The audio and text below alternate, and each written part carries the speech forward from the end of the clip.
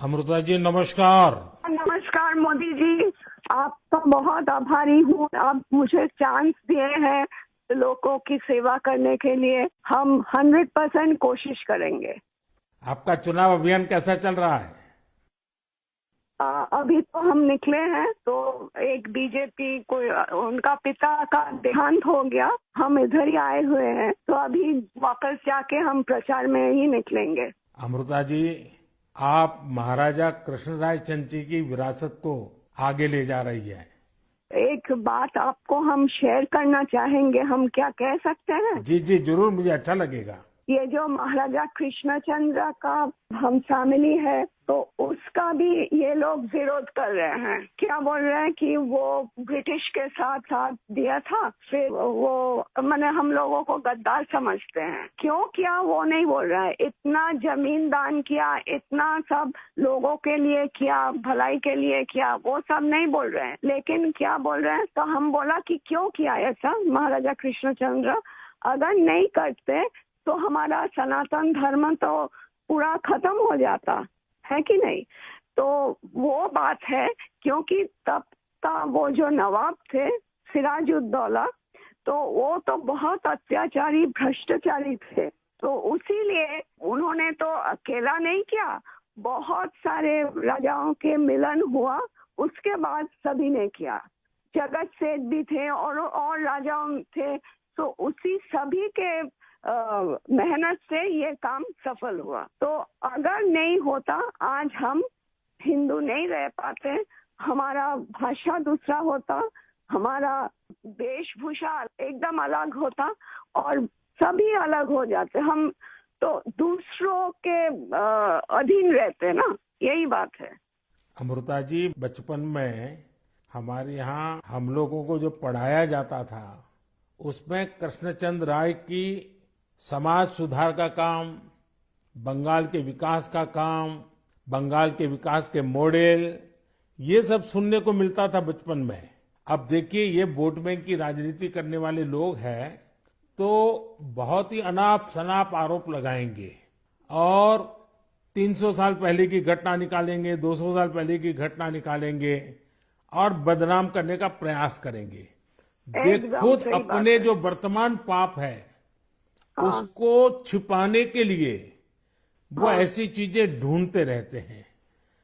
लेकिन जब भगवान राम की बात आती है, भगवान राम की बात आती है तो वो कहते हैं कि सबूत कहाँ है, इतनी हाँ पुरानी हाँ बात क्यों सही बात, निकालते हो। सही बात। लेकिन जब कृष्णचंद्र राय की बात आती है तो वो तुरंत निकालते हैं। तो इस प्रकार हाँ से उनके दोगलापन होता है और आपको हाँ। इसका बिल्कुल मन में प्रेशर नहीं लेना चाहिए। नहीं आपने नहीं, तो हम लेते भी बंगाल नहीं है। का उज्जवल भविष्य और आपका हाँ स्वयं का जीवन भी लोगों के लिए रहा है हाँ जी। और आपके सामने बंगाल की विरासत को बचाने की भी चुनौती है। और एकदम आप इसे सही बात। कैसे देख रही हैं आप? हम पॉजिटिवली देख रहे हैं। हमारा लड़ाई जो है लोगों का सेवा के लिए है, करप्शन हटाने के लिए है और वंचित लोगों के उपकार में आने के लिए है। आपने देखा होगा इन दिनों लड़ाई दो खेमों में बट गई है।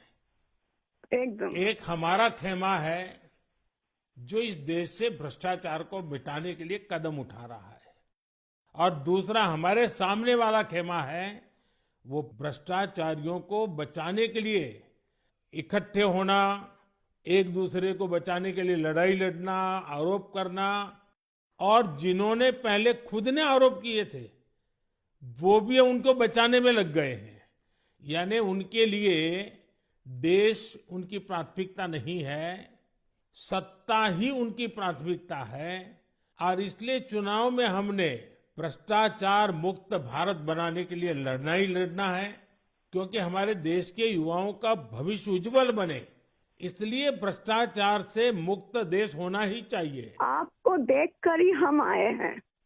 जी अमृता जी, मैं बहुत आपका आभारी हूं, क्योंकि हमारी टोली को आपने जब ये बताया तो मुझे जरूर लगा कि मुझे एक बार आपसे बात करनी चाहिए। अमृता जी, बंगाल के अन्य इलाकों की तरह हाँ जी। कृष्णा नगर में भी बीजेपी को बहुत उम्मीद के नजर से देखा जाता है। अब आप वहां लोगों से मिल रही हैं, आपको भी लोगों का उत्साह उमंग फील होता होगा। बहुत जनों ने बोला उन लोगों का डीए अटक गया। बहुत जनों ने बोला स्कूल में भर्ती कराने के लिए लाखों का पैसा चाहिए। बहुत जनों ने बोला हमको कि हमको बोला था कि घर देंगे, नहीं दिया। तो क्या बोले इसको। अमृता जी, मैं आपको एक बात बताता हूँ।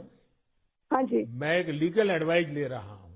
हाँ प्लीज बोलिए। हमने बंगाल में ये ईडी वालों ने करीब 3,000 करोड़ रुपया इनका अटैच किया हुआ है। अब ये पैसा गरीब आदमी का पैसा है। किसी ने शिक्षक होने के लिए पैसा दिया, किसी ने क्लार्क होने के लिए पैसा दिया। वो सभी लोग जानते हैं। वो एकदम फेडअप हो गया, एकदम हाल छोड़ दिया। हम जो देख रहे हैं टीएमसी के ऊपर बहुत लोग नाराज है क्योंकि ये सब बहुत अत्याचार हो रहा है। तो मैं जो लीगल एडवाइस ले रहा हूँ, तो मेरी इच्छा ये है, अगर मुझे लीगल एडवाइस मिलेगी तो नई सरकार बनते ही जो भी कानूनी प्रावधान करना पड़ेगा, कुछ नियम बनाने पड़ेंगे, तो मैं ये जो 3,000 करोड़ रुपया है, जो जो गरीब लोगों का पैसा है और जिसने इस प्रकार का पैसा रिश्वत में दिया है, उन सबको मैं वापस पैसा करना चाहता हूं। तो आप पब्लिक में जरूर बताइए कि मोदी जी से मेरी फोन पर बात हुई है और उन्होंने कहा है कि बंगाल के लोग विश्वास करें कि जो 3,000 करोड़ रुपया ईडी ने अटैच किया हुआ है, वो 3,000 करोड़ रुपया गरीबों का पैसा है बंगाल के, और वो उनको वापस देने के लिए कोई न कोई रास्ता मैं खोजूंगा। ये जरूर बताइए आप लोगों को। हम बोलेंगे। अमृता जी, पूरे बंगाल में बड़ी संख्या में लोग बीजेपी के साथ आ रहे हैं। जब आप क्षेत्र के लोगों से बात करती है, वो क्या बात करते हैं? अपनी अपेक्षाएं आपको बताते हैं क्या? हाँ बताते तो हैं। आपके कामों पे हमारा भरोसा है, ये सब बताते हैं। और हम पूछते हैं कि महुआ मैत्रो का क्या होगा, बोलो उसको तो जेल ही जाना है। अच्छा, लोग बोलते हैं। हाँ जी। अच्छा, ये मोदी की गारंटी को लेकर आपके लोकसभा के क्षेत्र में लोगों तक बात पहुंची है? हाँ हाँ, हम तो बोले हैं। तो बोला मोदी जी की तरह हमारा भी गारंटी है, हम जरूर कोशिश करेंगे आपका सेवा में आने का। अमृता जी, मुझे बहुत अच्छा लगा आपसे बात कर करके, और मुझे विश्वास है कि आप विजयी होकर के आपके परिवार की जो बंगाल की सेवा करने की परंपरा रही है, उस परंपरा को आप आगे बढ़ाएगी। आपने चांस दिया है, उसलिए हम आभारी हैं। आपने ये चांस मुझे सौंपा है। बस आप जीत करके आइए, हम मिलकर के बंगाल के लोगों की बहुत सेवा करेंगे। और आप भी जीतने के बाद पहले 100 दिन में कृष्णनगर में क्या करना है, उसका पूरा काम निकाल के रखिए। मैं पूरी तरह आपके साथ खड़ा रहूंगा, और उसमें से जो भी काम भारत सरकार को करने होंगे, वो तुरंत कराने का हम प्रयास करेंगे। आपका आशीर्वाद मुझे चाहिए बस। बस जनता का आशीर्वाद हम सबको चाहिए। जनता का आशीर्वाद ही हमारी सबसे बड़ी ताकत है। लेकिन आप मुझे गाइड करिए, ये हमारा रिक्वेस्ट है। नहीं, बिल्कुल हम संपर्क में रहेंगे, और मेरी आपको बहुत शुभकामनाएं हैं। बहुत बहुत धन्यवाद जी। नमस्कार।